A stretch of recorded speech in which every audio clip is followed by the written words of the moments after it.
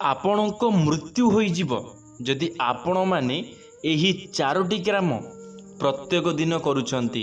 ସାବଧାନ ହୋଇଯାଆନ୍ତୁ। ଏହି 4ଟି କାମ ଆପଣଙ୍କୁ ମୃତ୍ୟୁମୁଖକୁ ନେଇପାରେ।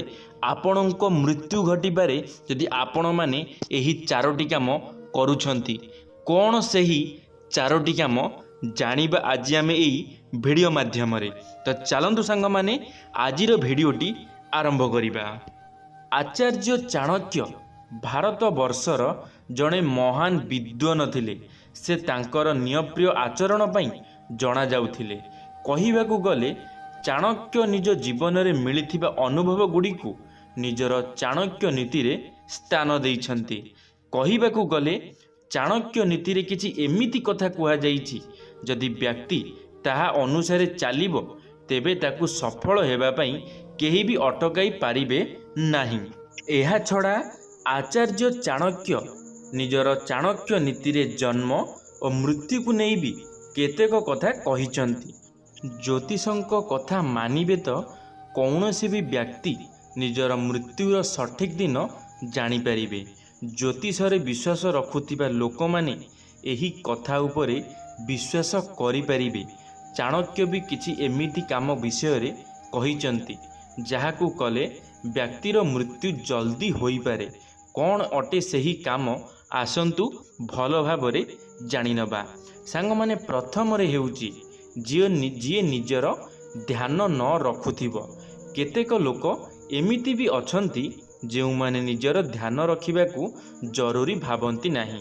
ସେମାନେ ନିଜକୁ ଘୃଣା କରନ୍ତି ଓ ନିଜ ସ୍ୱାସ୍ଥ୍ୟର ଧ୍ୟାନ ବି ରଖନ୍ତି ନାହିଁ। ଏହିଭଳି ଲୋକମାନଙ୍କର ମୃତ୍ୟୁ ବାକି ଲୋକମାନଙ୍କ ତୁଳନାରେ ଜଲ୍ଦି ହୋଇଯାଇଥାଏ। ସାଙ୍ଗମାନେ ଯଦି ଆପଣମାନେ ନିଜର ଯତ୍ନ ନେଉନାହାନ୍ତି, ଆପଣମାନେ ନିଜ ଶରୀରର ଯତ୍ନ ନେଉନାହାନ୍ତି, ନିଜ କଥା ନିଜେ ବୁଝୁନାହାନ୍ତି, ତାହେଲେ ମଧ୍ୟ ଆପଣଙ୍କର ବହୁତ ଜଲ୍ଦି ମୃତ୍ୟୁ ହୋଇପାରେ। ତ ସେଥିପାଇଁ ଆପଣମାନେ ନିଜର ଯତ୍ନ ନେବା ଆରମ୍ଭ କରିଦିଅନ୍ତୁ। ଯେତେ ନିଜର ଯତ୍ନ ନେବେ ସେତେ ସୁଖରେ ଶାନ୍ତିରେ ଜୀବନଯାପନ କରିପାରିବେ। ସାଙ୍ଗମାନେ ଦ୍ୱିତୀୟରେ ହେଉଛି ଯେଉଁମାନେ ଗୁରୁଜନମାନଙ୍କୁ ଘୃଣା କରନ୍ତି। ଯେଉଁ ଲୋକମାନେ ଗୁରୁଜନମାନଙ୍କର ଇଜ୍ଜତ କରନ୍ତି ନାହିଁ ଓ ତାଙ୍କୁ ଘୃଣା କରନ୍ତି, ଏହିଭଳି ଲୋକମାନଙ୍କର ମୃତ୍ୟୁ ବି ଜଲ୍ଦି ହୋଇଥାଏ। ଚାଣକ୍ୟଙ୍କ ଅନୁସାରେ ଏହିଭଳି କରିବା ଦ୍ୱାରା ଆପଣଙ୍କୁ ମାନସିକ ହାନି ସହିତ ଶାରୀରିକ ହାନି ବି ହୋଇଥାଏ। ଶାସ୍ତ୍ର ଅନୁସାରେ ଏହା ବହୁତ ଭୁଲ ହୋଇଥାଏ ଓ ଏହିଭଳି କରୁଥିବା ଲୋକମାନଙ୍କର ବୟସ କମ୍ ହୋଇଥାଏ। ସାଙ୍ଗମାନେ ଯଦି ଆପଣମାନେ ଗୁରୁଜନମାନଙ୍କୁ ସମ୍ମାନ ଦେଉନାହାନ୍ତି, ଗୁରୁଜନମାନଙ୍କୁ ଆପଣମାନେ ଘୃଣା କରୁଛନ୍ତି, ଅସଦାଚାର କରୁଛନ୍ତି, ଖରାପ ଭାଷାରେ ଗାଳିଗୁଲଜ କରୁଛନ୍ତି, ତାହେଲେ ଆଜିଠାରୁ ବନ୍ଦ କରିଦିଅନ୍ତୁ। ନହେଲେ ଆପଣମାନେ ଅସୁବିଧାରେ ପଡ଼ିପାରନ୍ତି। ଆପଣମାନଙ୍କୁ ବହୁତ ବଡ଼ ସଙ୍କଟ ଆସିପାରେ। ଆପଣଙ୍କର କମ୍ ବୟସରୁ ମୃତ୍ୟୁ ଘଟିପାରେ ଯଦି ଆପଣମାନେ ବଡ଼ମାନଙ୍କୁ ସମ୍ମାନ ଦେଉନାହାନ୍ତି, ବଡ଼ମାନଙ୍କୁ ଇଜ୍ଜତ କରୁନାହାନ୍ତି, ତାହେଲେ ଆପଣଙ୍କ ସହିତ ବହୁତ ଖରାପ ହୋଇପାରେ, ବହୁତ ବଡ଼ ଘଟଣା ଘଟିପାରେ। ତ ସେଥିପାଇଁ ଆପଣମାନେ ସାବଧାନ ହୋଇଯାଆନ୍ତୁ। ବଡ଼ ଲୋକମାନଙ୍କୁ, ନିଜର ଗୁରୁଜନ ଲୋକମାନଙ୍କୁ ସମ୍ମାନ ଦିଅନ୍ତୁ। ଦେଖିବେ ସବୁକିଛି ଜୀବନରେ ସୁବିଧା ହୋଇଯିବ, ଭଲ ହୋଇଯିବ। ତୃତୀୟରେ ହେଉଛି ଯେଉଁମାନେ ଗୁରୁଙ୍କୁ ଘୃଣା କରନ୍ତି। ଏହା ଛଡ଼ା ଯେଉଁ ବ୍ୟକ୍ତି ନିଜର ଗୁରୁଙ୍କୁ ଘୃଣା କରିଥାନ୍ତି ତାଙ୍କର ମୃତ୍ୟୁ ବି ଜଲ୍ଦି ହୋଇଯାଏ। ଶାସ୍ତ୍ରରେ ଗୁରୁଙ୍କୁ ଭଗବାନ ବୋଲି କୁହାଯାଇଛି ଓ ଗୁରୁଙ୍କର ଅପମାନ କରିବା ଭଗବାନଙ୍କର ଅପମାନ କରିବା ସଙ୍ଗେ ସମାନ ଅଟେ।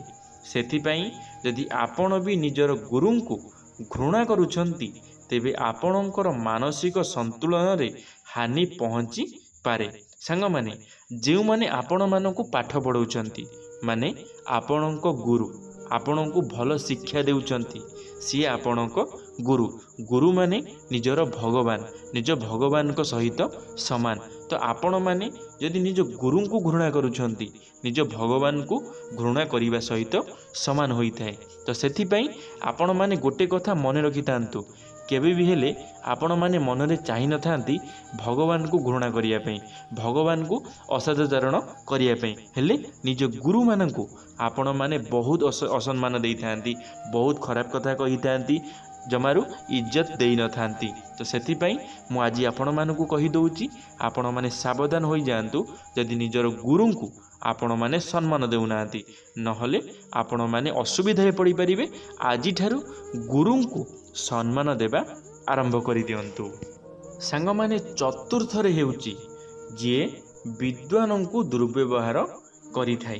शास्त्र अनुसार विद्वान और महात्मा मानंकु दुर्व्यवहार करिबा सबुठारु बड़ पाप अटे और जो व्यक्ति एही भली करि थाए ताहार मृत्यु समीप होई जाए। एमितिरे लोकमानंकु एमानंकर अभिशाप बहुत जल्दी लगी थाए। सेथिपाई केबे भी विद्वान मानंकर भी अपमान करिवे नाही। सांग माने विद्वान आपण माने भल भाबरे जानिथिबे जदि आपण माने विद्वान मानंकर असम्मान करूछंती ताहाले आपण मानंकु अभिशाप लागि पारे, आपण माने अभिशप्त होई पारंती। तो सेथिपाई जीवन रे गोटे कथा मन रखि थांतु सब किछि करिवे किंतु केबे भी हेले कहा अभिशाप को ग्रहण करिवे नाही। आ एमिति काम करिवे नाही जेउ माने कि तुमको डायरेक्ट अभिशाप दे देबे। कारण आपण माने जानिथिबे जदि आपण को केही जने वृद्ध लोक किछि कहि देई थाए किछि जनकर मुहरु बाहरी जाई थाए ताले से जिनिसटी निश्चित भाव में लोकंक देई फली थाए। तो सेथिपाई आपण माने केबे भी हेले एमिति काम करंतु नाही कि जेउथिपाई आपण मानंकु बड़ लोक माने आपण को विद्वान लोक माने अभिशाप देवे। आ से अभिशाप आपण मानंकु बहुत असुविधा रे पकई पारे, जीवन रे केबे भी हेले आगु को बढ़िबा पई देई न पारे। तो सेथिपाई आपण माने सावधान होई जांतु, सतर्क होई जांतु यदि आपण माने विद्वान मानंकु सम्मान करू नाहांती।